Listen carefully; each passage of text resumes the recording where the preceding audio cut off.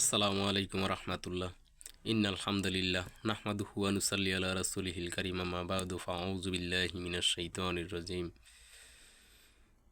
আল ইয়াউমা আকমালতু লাকুম দীনাকুম ওয়া আতমামতু আলাইকুম নি'মাতি ওয়া রাদিতু লাকুমুল ইসলামা দীনা। উপস্থিত বৈঠকের দিনী মুসলিম ভাই ও বোন যে যেখান থেকে শুনছেন, সকলের প্রতি কৃতজ্ঞতা জানাই, শুকরিয়া আদায় করি মহান রবের দরবারে। আলহামদুলিল্লাহ, দুরুদ ও সালাম নাজিল হোক ফিয়া রাসূল সাল্লাল্লাহু আলাইহি ওয়াসাল্লামের উপর। আমরা একটি বিষয় নিয়ে কথা বলবো, সেটা হলো মসজিদের রাজনীতি বা রাজনীতির মসজিদ। আল্লাহ তাআলা বলেন যে আলিয়াউমা আকমালতু লাকুম দীনাকুম ওয়া আতমামতু আলাইকুম নি'মাতি ওয়া রাদিতু লাকুমুল ইসলামা দীনা। আমি আল্লাহ দিনকে পরিপূর্ণ করলাম, দিন পরিপূর্ণতার মধ্য দিয়ে তোমাদের উপর আমার শান্তি রহমত অর্পণ করলাম। রাসূল সাল্লাল্লাহু আলাইহি সাল্লামের ইন্তেকালের পর দ্বিতীয় খলিফা ওমর রাদিয়াল্লাহু তাআলা আনহুর সময়ে একদল ইহুদি আসলো আল্লাহ রাসূল সাল্লাল্লাহু আলাইহি সাল্লামের কাছে। আয়েশা বলল যে, খলিফা ওমর, তোমাদের সূরা মায়েদার যে আয়াতটা তোমরা পড়ো, এইরকম একটা আয়াত যদি আমাদের আসমানি কিতাবে থাকতো, আমরা এই আয়াত যেই দিন নাজিল হইছে এই দিনটাকে আমরা ধর্মের শ্রেষ্ঠ দিবস হিসেবে উদযাপন করতাম। এখন এই যে আয়াত নাজিল হইল, মানে আমাদের ধর্ম সেরা, আমাদের ধর্ম সঠিক, আমাদের ধর্মের পরিপূর্ণতা আছে, আমাদের ধর্ম পরিপূর্ণতার মধ্য দিয়ে আল্লাহ তাআলা রহমত বরকত আমাদের উপর অর্পণ করলেন। এই কথাগুলা আমাদেরকে কোত্থেকে কোথায় বলা হয়? ওয়াজ মাহফিলে বলা হয়, কিছুটা মসজিদ মাদ্রাসায় বলা হয়, বিশেষ করে মসজিদে জুমার খুতবায় বলা হয়। আমাদের সমাজে একটা কথা প্রচলিত আছে যে মসজিদে রাজনীতি চলবে না। আপনার আল্লাহ রাসূল সাল্লাল্লাহু আলাইহি সাল্লাম মসজিদ থেকেই রাষ্ট্র পরিচালনা করছেন, দুনিয়া পরিচালনা করছেন মসজিদে নববী থেকে। তবে সেটা ছিল কোরআন এবং সহিহ হাদিস ভিত্তিক। বলতে পারেন যে আজকের ধর্মীয় দলগুলা বিভিন্ন দলে মতে ভাগ হয়ে গেছে, এটা সঠিক জায়গায় নাই। এই জন্য এই সব মসজিদগুলোতে ধর্মীয় আলোচনা চলবে, কিন্তু রাজনৈতিক কোনো দলের আলোচনা চলবে না। আমি এই কথার সাথে এই সেকুলার গণতান্ত্রিক কুলাঙ্গার সিস্টেমের রাজনীতিবিদ যারা, তাগুদি সিস্টেম, এই সকল সিস্টেমের রাজনীতি যারা করেন, পছন্দ করেন, এগুলারে উৎসাহ দেন, এইসব রাজনীতিবিদরাই এইসব কথা উত্থাপন করে যে মসজিদে রাজনীতি চলবে না। আলহামদুলিল্লাহ, সমস্যা নেই, আমি আপনার এই কথা মাইনে নিছি। যেহেতু ইসলামিক দলগুলো দলে উপদলে ভাগ হয়ে গেছে, আর কোনটা সঠিক দল কোনটা ভুল দল এটা ব্যাখ্যা করতে গেলে একজনে খুশি আর একজনে গালি দিবে। তো ঠিক আছে, আপনি এটা একবারে টোটালি বাদ দিয়ে দেন যে মসজিদে রাজনীতি চলবে না। আলহামদুলিল্লাহ। তবে আমার কথা একটু পরে আবার আপনারা আমার গালি দিন না। কারা? সেকুলাররা, গণতান্ত্রিকরা, তাগুদরা, গালি দিন না। আপনার রাজনীতি কি এটা বুঝতে হইব। সব রাজার রাজা আল্লাহ, তিনি রাজা দিরাজ। ধরেন আপনার গ্রামের রাজা মেম্বার, ওয়ার্ডের রাজা মেম্বার, ইউনিয়নের রাজা চেয়ারম্যান, থানার রাজা এমপি, এমপির পরের রাজা মন্ত্রী, মন্ত্রীর রাজা প্রধানমন্ত্রী, প্রেসিডেন্ট, উপমহাদেশের রাজা একজন থাকে, সারা বিশ্বের একজন রাজা থাকে, সারা কুল কায়নাতের রাজা দিরাজ যিনি, সমস্ত রাজার রাজা তিনি, তিনি আল্লাহ, সব রাজার রাজা, রাজাদেরও রাজা, রাজা দিরাজ, যিনি রাজাদের জন্ম দেন। জন্ম দেন বলতে এইরকমই না ওরসজাত জন্ম, এরকম না। যিনি রাজাদেরকে সৃষ্টি করেন, রাজা তৈরি করেন তার কুদরতের মাধ্যমে। তো সব রাজার রাজা, রাজা দিরাজ আল্লাহ সুবহানাহু ওয়া তাআলা।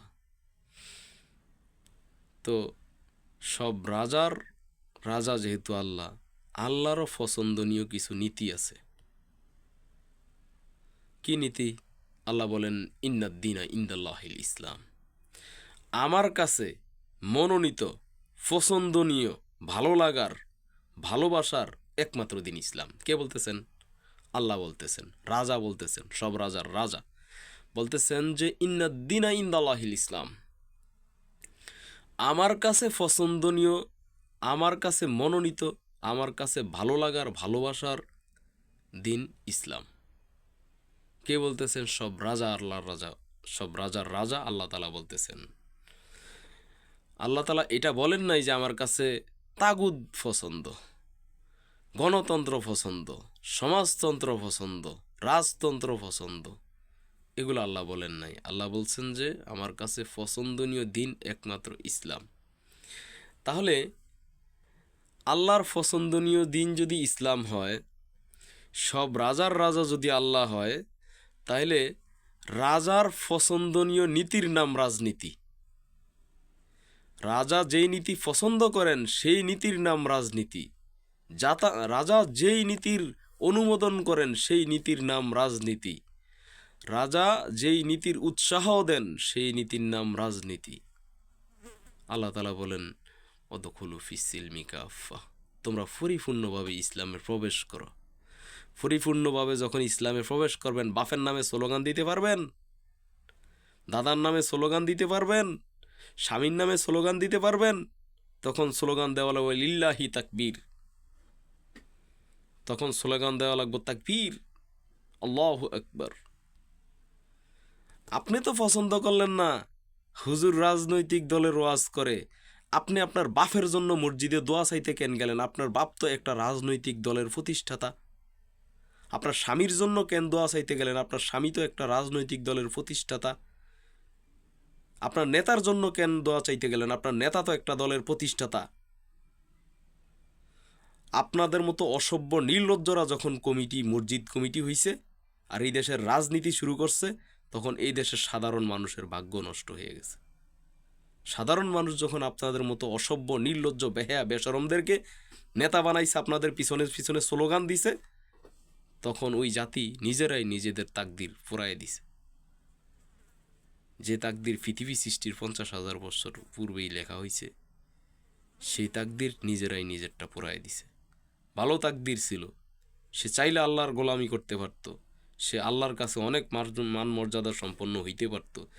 সে আপনার মতো একটা কুলাঙ্গার নেতার পিছনে নির্লজ্জ বেহায়া হারামখোর নেশাখোর সিটার বদমেজাজি এইরকম একটা অপদার্থ অশিক্ষিত বদ মানুষের পিছনে দৌড়ানোর কারণে সে নিজের ভাগ্যটা তো নিজে পড়লই, আপনারটাও পড়ছে। কারণ তাদের মতো অশিক্ষিত মানুষরা আছে বলেই তো আপনারা আকাম করার সুযোগ পান। আরে আপনারাই তো ইয়াবার ডিলার, মদের ডিলার। আপনাদেরকে তো আমরা চিনি।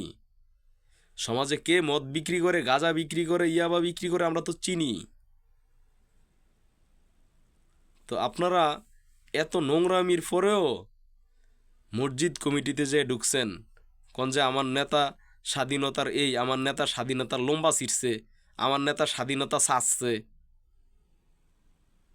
বেলেট দিয়ে চাচ্ছে আর কি, চাটে নাই, চাচ্ছে, চাইসা ফেলাইছে নেতায়, স্বাধীনতা চাচ্ছে, স্বাধীনতার এই সেই, স্বাধীনতার ফাও সাইডটা খাইছে।